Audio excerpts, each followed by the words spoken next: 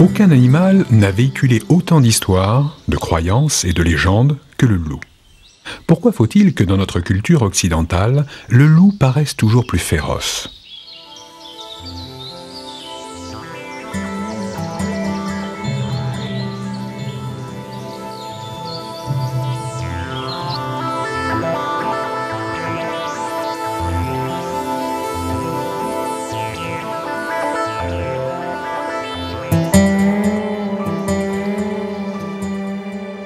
Les loups ont habité pendant des millénaires les régions tempérées où l'homme, prédateur des mêmes gibiers, était leur grand rival.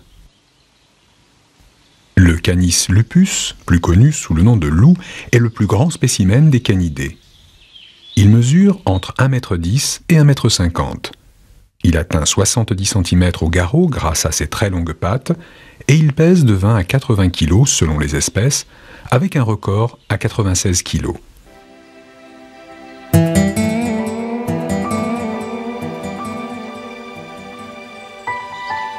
On le distingue de son cousin, le chien, par ses yeux jaunes et par la courbe de sa queue, toujours basse.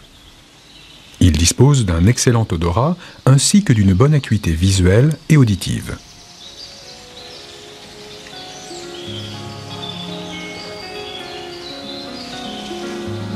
Il vit en meute, et seul le couple dominant se reproduit. La louve donne alors naissance à 5 louveteaux en moyenne, par portée et par an.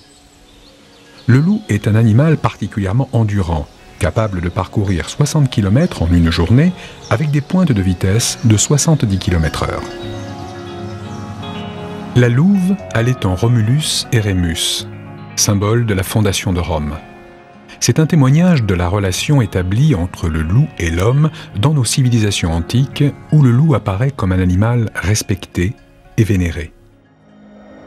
Sous l'influence du christianisme, le loup est la bête à abattre. Au Moyen-Âge, il est assimilé à la sorcellerie. Ceux que l'on capturait vivants étaient jugés et condamnés au bûcher ou pendus. C'est à cette époque que commencent à circuler les épouvantables récits de loups mangeurs d'hommes. En l'an 813 de notre ère, Charlemagne fonde la louveterie, une compagnie spécialisée dans la chasse aux loups. Le seul but de cette compagnie est la destruction totale du loup. Pour cela, tous les moyens sont mis en œuvre. Les fameux pièges à mâchoires, les fosses à loups, encore visibles de nos jours, l'affût au fusil avec des bêtes mortes ou vivantes, les appâts empoisonnés garnis de vers pilés ou d'aiguilles, et les hameçons garnis de viande qu'on attachait à un arbre.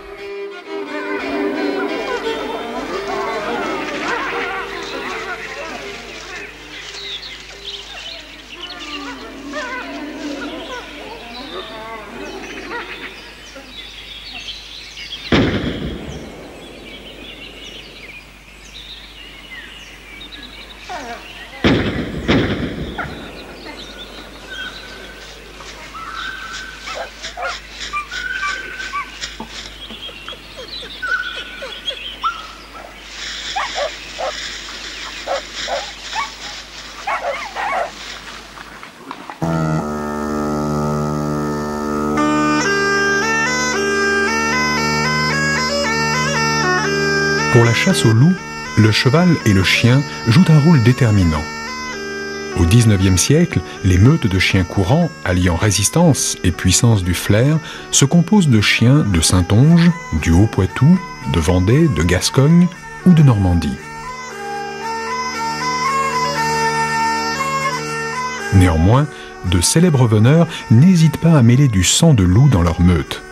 À Jancet, dans la Vienne, Julien Bost-Lamondy fait croiser une louve avec son chien, dont les produits, maraudeur ou blanc-bec, furent célèbres vers 1910.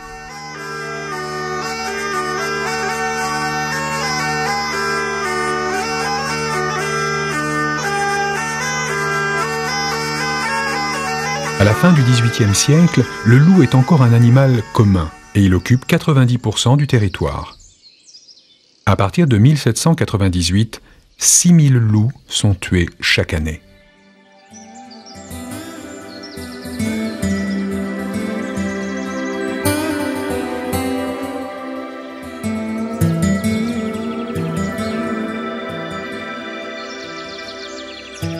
siècle plus tard, en 1898, les populations de loups ne couvrent plus que 16% du territoire français.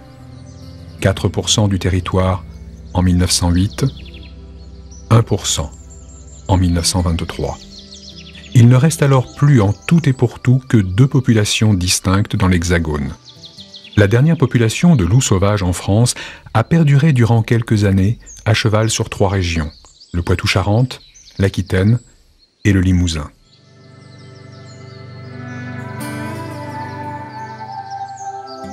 C'est important de préciser que les derniers loups de France ont subsisté sur la partie ouest, on va dire, du Massif central. Les départements respectivement Haute-Vienne, Vienne, bien évidemment, la Charente limousine, et puis la Dordogne. Donc c'est vraiment ces territoires-là qui ont représenté les derniers bastions de véritables loups sauvages en France. Alors la question est de savoir pourquoi les loups ont-ils plus subsisté en cet endroit de France que partout ailleurs. Parce qu'il faut savoir que du côté des Vosges, du côté des Pyrénées, du côté des Alpes, pourtant Dieu sait que ce sont et que ça a été des endroits sauvages, eh bien les loups ont disparu à cette époque-là. Et pourtant, dans cette partie de l'ouest de la France, les loups sont là. Alors là, c'est un peu un mystère. Il va falloir forcément émettre des hypothèses. Ce qui a pu être tout à fait favorable à l'animal, c'est la présence en ces lieux de taillis de châtaigniers. Il faut savoir qu'on se trouve dans des régions, on parlera du pays des feuillardiers, où le taillis de châtaignier, c'est-à-dire ces arbres qui étaient coupés régulièrement, eh bien, était un gîte formidable pour l'animal. Et puis si on va du côté de la Vienne, on va rencontrer de la brande. De la brande, cette grande bruyère qui était très présente auparavant, comme elle l'est d'ailleurs aujourd'hui. Forcément, c'était un endroit de remise idéal pour les animaux, des animaux qui étaient passablement difficiles à traquer dans ces milieux-là.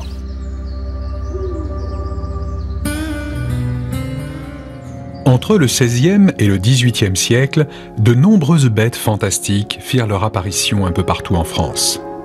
La bête de Benay, en Touraine, aurait causé la mort de 200 personnes. La bête du Limousin, qui prit pour cible des enfants et des jeunes filles. La bête de Cravant, une louve enragée qui sortit de la forêt de Chinon, se jeta sur une trentaine de personnes. Elle fit une vingtaine de victimes qui succombèrent de la rage. À la même époque, dans l'Orléanais voisin, aux environs de Chaingy, une bête féroce sème la terreur. La bête de Tendu-Mosnay, dans l'Indre, s'attaqua à une cinquantaine de bestiaux, mais également à 7 personnes, dont 3 mourront des suites de la rage. Mais c'est en juillet 1764 que la bête la plus célèbre apparut dans le Gévaudan. Une jeune fille de 14 ans est retrouvée morte, éventrée. Elle est la première sur la longue liste des victimes de cette bête féroce. Les premiers témoins décrivent l'animal comme un loup de taille surnaturelle. La bête s'attaque aux enfants qui gardent les troupeaux et aux femmes qui viennent chercher l'eau à la rivière. Le 3 novembre 1764, le capitaine Duhamel, dépêché dans la région à la tête de 56 dragons armés de fusils, organise des battues. Mais à chaque tentative, la bête le ridiculise, en tuant ailleurs. Duhamel est remplacé par le plus grand louvetier de France, Monsieur Denval, fort de ses 1200 loups tués. Denval échoue à son tour.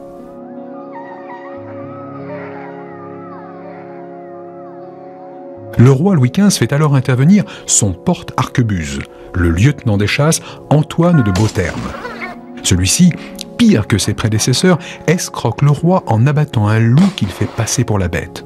Il empocha ainsi la prime. Alors, survient un certain Jean Chastel, considéré comme un sorcier. Il fait bénir ses balles qu'ils font à partir de médailles de la Vierge. Le 19 juin 1767, Chastel abat la bête d'une seule balle. Ainsi mourut la bête du Gévaudan. Cette question est essentielle, de savoir si en effet un jour le loup a-t-il pu attaquer ou dévorer des personnes. Bon, on peut répondre très simplement oui, il fut un temps avec des animaux enragés, tout cela est démontré. Par contre, la réponse est plus difficile si on parle actuellement, car je vous rappelle qu'il y a des pays un petit peu partout en Europe qui accueillent toujours, qui hébergent toujours des populations de vrais loups sauvages. Et à cette question, moi j'ai eu l'occasion de fréquenter l'Italie, j'ai eu l'occasion de fréquenter l'Espagne, la Roumanie, des pays qui accueillent des belles populations de loups. En posant cette question de savoir si les gens ont peur des attaques de loups, les gens nous sourient, les gens ne comprennent pas cette question-là, parce qu'ils entretiennent qu'une relation très simple, conflictuelle avec l'animal, mais un animal qui ne va qu'attaquer dans ces endroits-là que des animaux domestiques, comme peuvent être les moutons, mais en aucun cas attaquer des hommes vivants.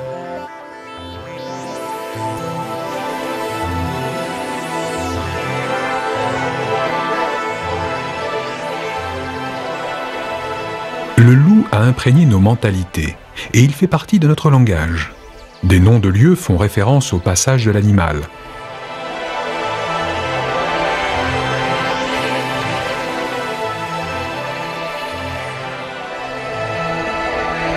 Sans réellement en avoir conscience, le loup est toujours présent autour de nous.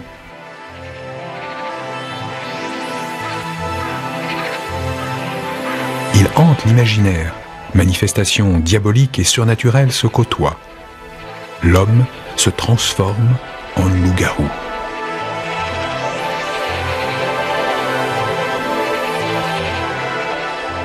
Des meneurs de loups utilisent leur étrange pouvoir de sorcier sur l'animal en s'en faisant obéir pour nuire ou pour voler des moutons et des chèvres.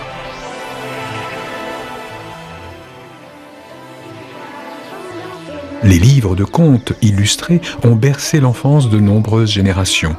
Le petit chaperon rouge a été un thème privilégié dans l'imaginaire populaire.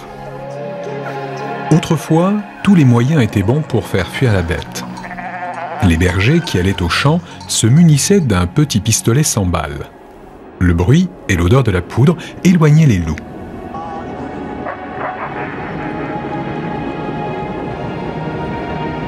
Pour éviter d'être saisis à la gorge par les loups, les chiens de berger portaient un collier de fer aux pointes acérées.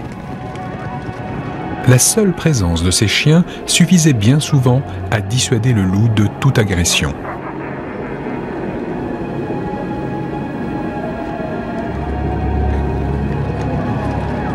Des fourches fières, dites fourches à loup, étaient utilisées par les paysans pour tenir l'animal à distance.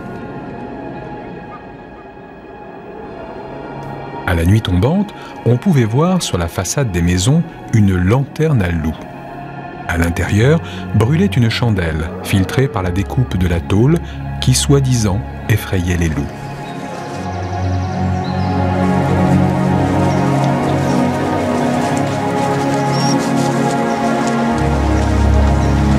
Mais quel est vraiment l'avenir de cet animal sauvage qui nous fait tant parler? Le loup restera-t-il l'ennemi de l'homme? Les mentalités vont-elles changer en faveur du grand prédateur? Canis lupus fera-t-il un jour l'orgueil de toutes les Alpes françaises?